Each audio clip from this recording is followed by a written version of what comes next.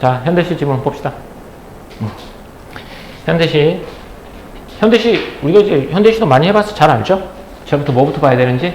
자, 뭐부터 봐야 돼요? 제일 먼저 작가랑 제목부터 봐야 되겠죠? 박모굴의 천수답.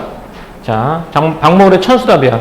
그러면 일단 박모굴이라는 사람은 워낙 유명한 작품이긴 하죠. 일단 박모굴 하면 청록파 시인이라 그래서 광복 이후에 자연 뭐 이런 쪽에 좀 초점을 뒀던 시인이기도 해. 근데 이 사람의 시 세계가 워낙 독특해서 뭔가를 공부해야 되겠다 뭐 그 정도는 아니니까 그렇게만 보면 되겠고, 천수답은 어디에서 물을 끌어올 수가 없어서 하늘에서 내리는 비에 의존해서 짓는 논을 천수답이라고 불러. 알겠지? 그럼 뭐야? 인력으로 해서 뭐 큰 강이라든지 저수지가 있어 거기서 물을 끌어오는 게 아니라 하늘에서 비가 내려야지만 물이 찰 수 있는 곳이야.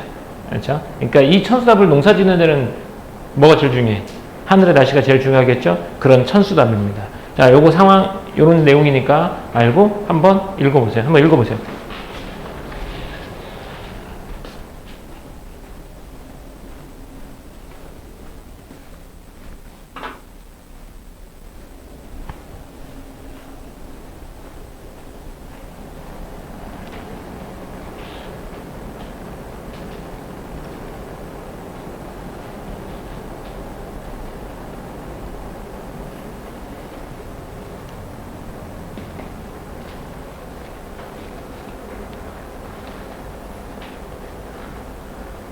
자, 가봅시다. 화자는 누구죠? 항상 화자부터 찾아야 되잖아. 화자는 누구? 나. 화자는 나. 이 작품에 나와 있니? 안 나와 있니? 안 나와 있죠. 그렇죠? 그런데 여기 내용을 쫙 보면 우리가 좀 특징적, 청자가 누구야 그러면? 너, 대상은 누구지? 내 새끼야 여기 나와서. 근데 이것만이 아니야. 또 뭐라고 내 새끼야라고 불렀지. 또 누구라고 불러? 어메야라고 부르지. 그럼 이 내용은 무슨 상황인 거야? 엄마하고 자식이 서로 뭐 하는 과정이라고 볼 수 있어요? 대화하는 거라고 볼 수 있죠. 그러니까 각각의 청자를 설정해 준 거야. 어메야라고 말했다면 여기 부분은 자식이 어머니에게 하는 내용이 되겠지. 자, 상황 한번 볼 건, 상황은 어떤 상황인지는 구체적으로 알 수는 없을 것 같아요. 근데 상황에 보이는 대응 자세만 나옵니다. 어메야, 복이 따로 있나? 뚝심 세고 부지런하면 사는 거지. 하늘이 물을 대는 천수다. 그 논의 벼이사. 이렇게 돼 있으니까 요 뭐래? 뚝심이 세고 부지런하면 사는 거야 라고 말해요. 그랬더니 네 말이 정말이되 대견하구나 내 새끼야 라고 말했으니까 여기는 어머니가 누구에게? 자식에게 하는 말이야. 뭐 했어? 야, 너 대견하구나 라고 말하면서 팔자가 따로 있니? 본심 가지고 부지런하면 사는 거지. 이렇게 말해요. 그랬더니 다시 누가? 자식이 어머니에게 말했지. 어메야, 누군 한평생 만년을 사나? 허둥거리지 말고 제 길로 가면 그만이지. 그래, 허둥거리지 말고 자기 길로만 가면 되지. 그랬더니 다시 어머니가 오냐 내 새끼야, 네 말이 대견스럽구나. 잘 살고 못 살고 어딨노? 제 길 가면 그만이지. 수런거리는 감잎 사이로 별 떨기 빛나는 밤하늘 그 하늘의 깊이라고 했죠.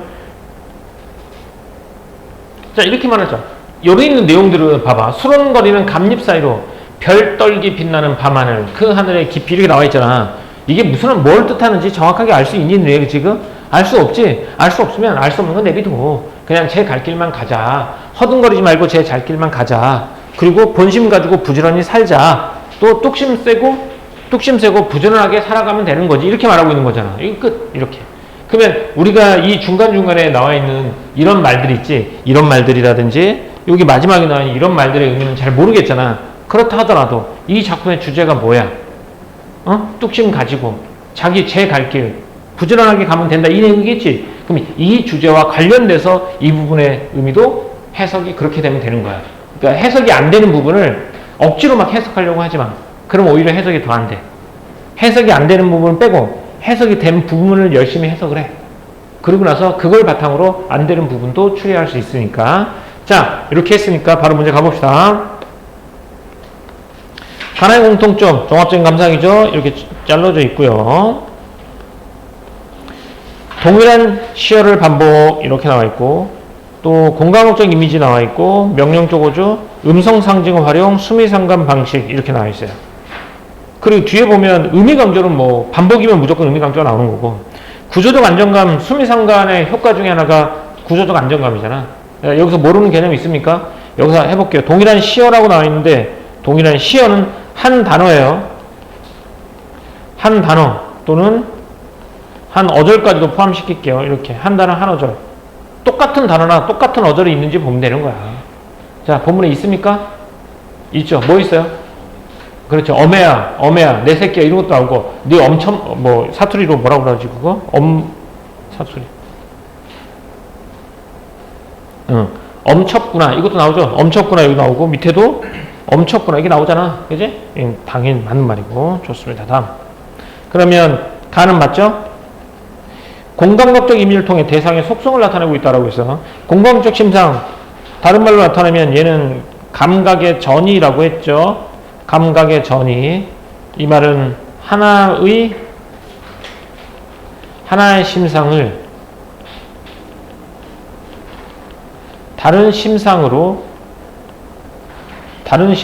바꾸는 것이죠. 바꿈 이렇게 돼.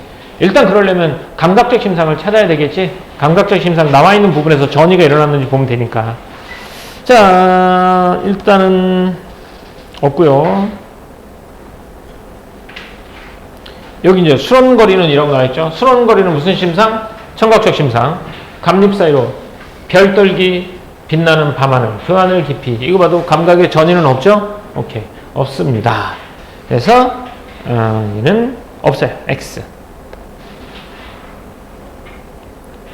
명령적 어조를 활용하여 화자의 정서를 부각하고 있다. 뭐 명령, 가라, 어라 나옵니까? 명령적 어조?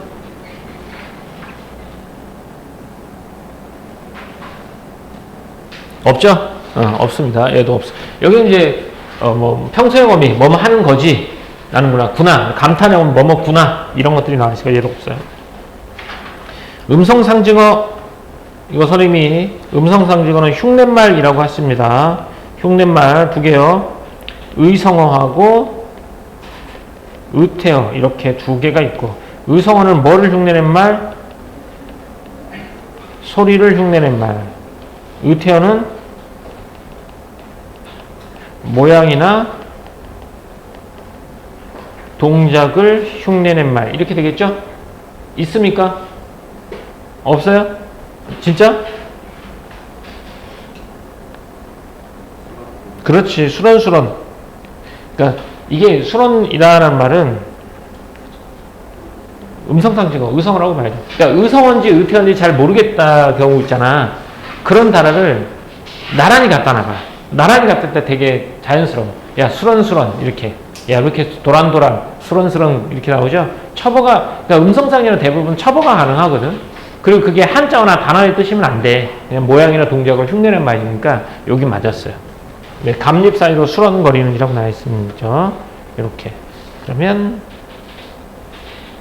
얘는 일단 남겨둘게요. 다음, 수미상관 방식을 통해 구조적 안정감을 부여하고 있다. 수미상관은 처음과 끝이 같거나 비슷한 것이라고 말했죠? 처음과 끝이 같거나 비슷하니?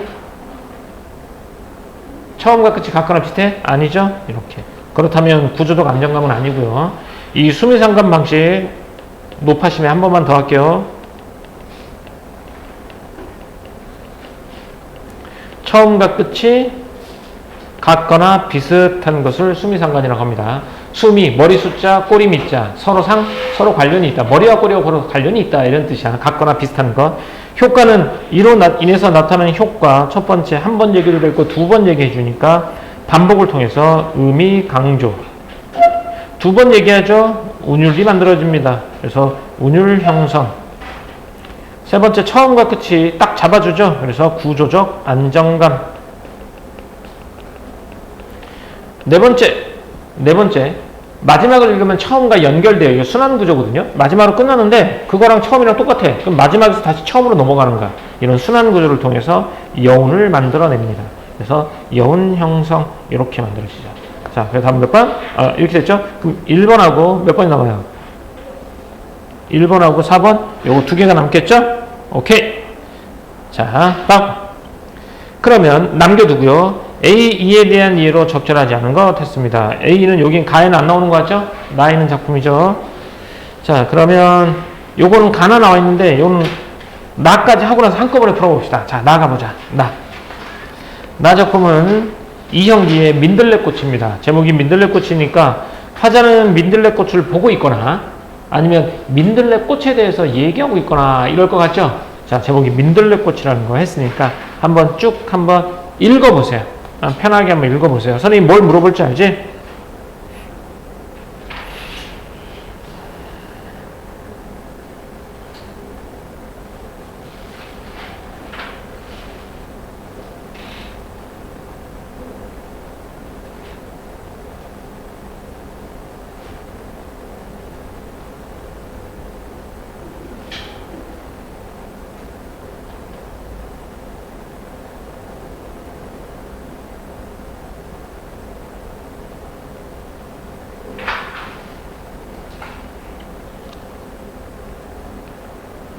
이게 겉으로 보면 별 내용이 없어 보여도 자꾸 눈으로만 하는 것보다는 틀리더라도 자꾸 체크를 해보면 이 시에 대한 이해가 훨씬 더 높아져. 그런 식으로 한번 가보자.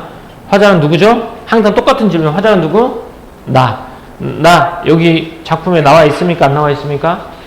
안 나와 있죠? 왜 나 또는 우리라는 말이 없어요. 그럼 우리는 없어요. 그래요. 그럼 화자가 바라보는 대상은 뭐가 되겠죠?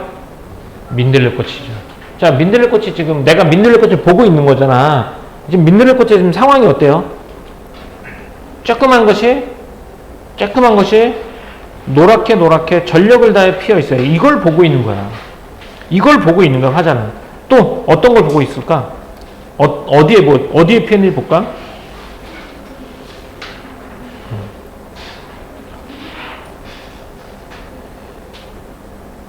여기만 해도 될 것 같아요. 노랗게 피어있는 민들레꽃 보이세요? 근데 이것도 여기 있는 거 바위새를 비집거나 잡초 속이거나 씨 뿌려진 그 자리가 바로 내 자리, 털을 잡고 이게 나와 있잖아. 근데 이게 선생님 이것도 상황 아닙니까? 상황으로 봐도 되지만 민들레꽃이 피어있는 그 모습을 보고 내가 생각한 내용이라고 보는 게 더 맞지 않을까 싶어. 그러니까 밑줄 해도 돼. 그러니까 밑줄하고 물결은 조금 달라져도 주제에서 벗어나지 않아. 그러니까 그걸 망설이는 게 더 나빠. 그냥 찍어. 선생님이 아까 저거 하나만 상황이라고 볼 거고, 그러면 그 상황에서 그런 민들레꽃을 보면서 화자가 가지고 있는 생각은 어떤 생각을 가지고 있는지 가보자. 여기는 아무것도 넘보지 않는구나. 그지? 아무것도 넘보지 않고 그 한계에서 가득 채우는구나. 아무것도 넘보지 않는구나. 좀 더 가보면 뒤에 씨 부러진 그 자리가 바로 내 자리구나. 거기에 털을 잡는구나. 그리고 그것들이 열심히 한 닷새? 한 5, 6일? 이렇게 된 거죠. 세상에 그것밖에 할 일이 없어. 아주 노랗게만 피어. 그 피어선 뭐 할 수밖에 없는 꽃? 질 수밖에 없는 꽃, 이 민들레. 민들레가 한 5일 피나 봐요. 쬐끄만 것이면 그 크기는, 그 크기는 어떤 자로도 잴 수가 없다라는 거죠. 그러니까 민들레를 화자는 크게 본 거야. 그죠? 민들레, 그래봤자, 혼자 가는 자의 헛된 꿈. 이렇게. 야, 그래도 혼자 가는 자 헛된 꿈 아니야? 하지만, 헛되어도 좋은 꿈 아니냐? 닷새를 짐진 영원인형하고, 보라, 저기, 민들레는 피어 있다라고.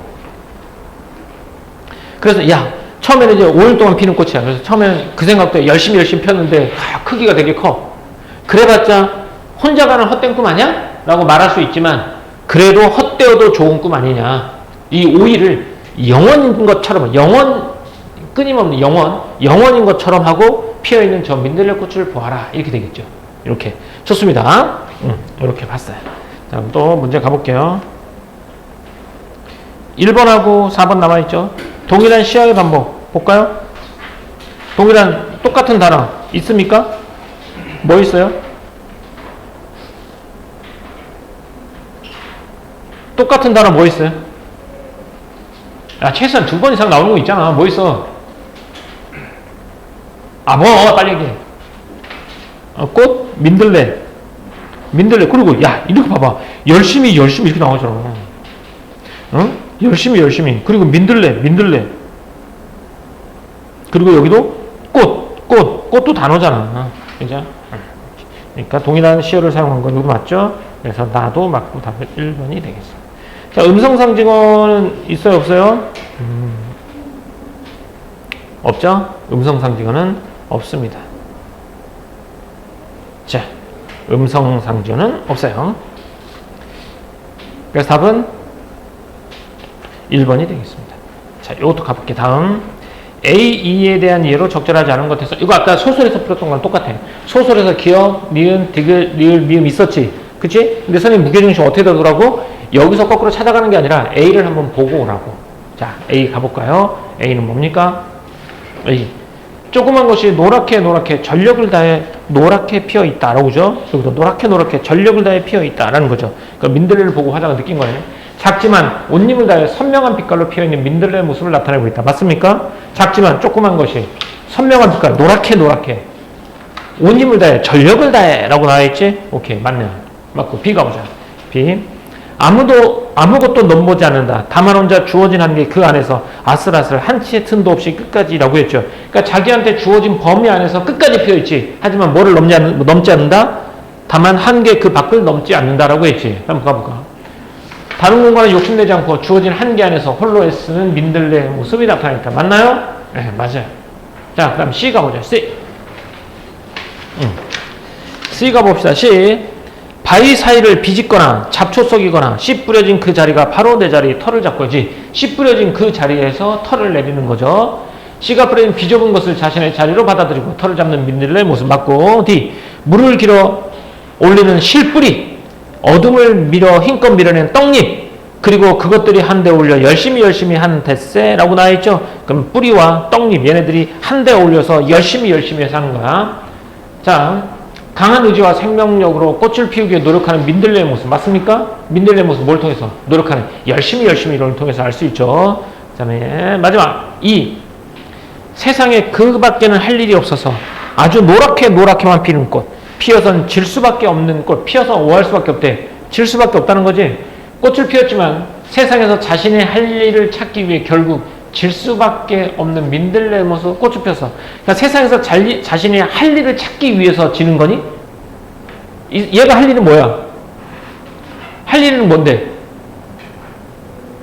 얘가 할 일은 뭐밖에 없어? 꽃을 피우는 것밖에 없잖아. 세상에는 그 밖에 할 일이 없어. 그 밖에 뭔데? 피는 것이잖아. 노랗게 피는 꽃. 이거 뭐야? 그러니까 얘가 할 수 있는 건 뭐밖에 없어? 열심히 피우는 것밖에 없다라는 거야. 근데 여기서 뭐래? 꽃을 피웠지만 자신의 할 일을 찾기 위해서 결국 지는 게 아니잖아. 자신의 할 일이 뭔데? 꽃을 피우는 거잖아. 그래서 얘는 틀렸죠. 답은 몇 번? 5번이 되겠습니다. 이렇게. 됐죠? 다음 가볼게요. 마지막 문제입니다. 자, 가나를 바탕으로라고 했어요. 아까도 물론 니네는 이제 가를 먼저 읽었으면 가와 관련된 거 1번, 2번, 3번 먼저 풀어도 돼요. 그 다음에 나와 관련된 거 4번, 5번 풀어도 되지만 선생님이 너무 왔다 갔다 하기 힘들어. 이거 이렇게 한번 보자. 시에는 삶을 대하는 가치 있는 태도가 담겨 있다. 그래서 공통점이에요. 얘네들은. 시는 삶을 대하는 가치 있는 태도가 담겨 있다라고 말했고, 가에는 인간의 유사성에 대한 인식을 바탕으로 열악한 농토를 하늘이 내린 축복의 땅이라고 여기며 달관의 자세로 살아가라는 소신과, 그러니까 달관의 자세로 살아가라는 소신과 그에 대한 지지가 드러나 있다라고 했는데, 여기서 보면 달관의 자세가 뭐예요? 달관. 그러니까 얽매이지 않는 자세야. 어느 것에 얽매이지 않고 받아들이는 거야. 달관했다는 얘기는 현실의 제약 이런 거 있지. 현실의 제약 이런 거에 얽매이지 않고 그냥 내 갈 길 가는 거. 이게 달관의 자세라고 볼 수 있어요. 살아가는 소신과 그에 대한 지지가 드러나죠. 그렇게 할 거 있다. 그랬더니 지지해 주잖아. 나에는 민들레를 소멸될 수밖에 없는 운명이라고 보는 거죠. 하지만 좌절하지 않고 허무에 맞서는 존재로 바라보는 시선과 민들레의 내적 가치에 대한 긍정적 인식이 드러나 있다라고 나와 있어요. 자, 가부터 가보자.